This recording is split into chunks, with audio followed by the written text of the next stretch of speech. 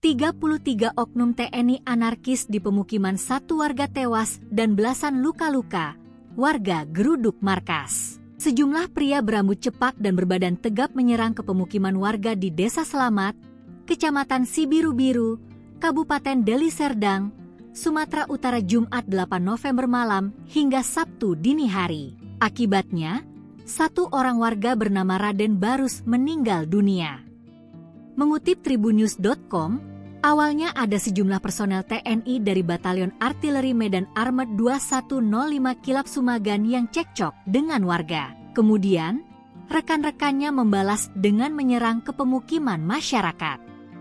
Puluhan pria berambut cepak membabi buta mendatangi pemukiman, menyerang hingga menyiksa warga tanpa ampun. Mobil ambulan pun lalu lalang mengevakuasi warga yang diserang kelompok pemuda ini hingga berdarah-darah.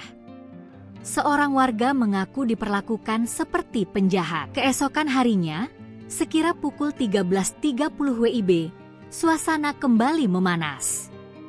Mobil ambulan dikemudikan sopir dan diisi keluarga melaju pelan-pelan, diikuti warga yang berjalan kaki, juga menaiki sepeda motor dari belakang. Sambil berjalan menuju Armet, warga terus berteriak menuntut keadilan.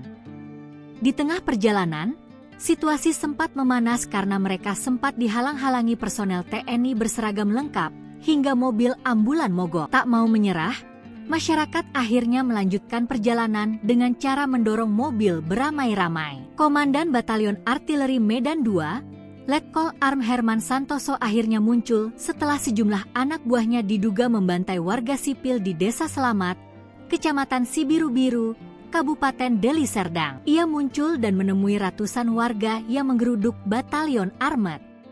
Letkol Arm Herman Santoso berjanji akan bertanggung jawab atas pembantaian warga sipil yang dilakukan. Bahkan, di depan ratusan massa ia akan mempertaruhkan jabatan dan pangkatnya.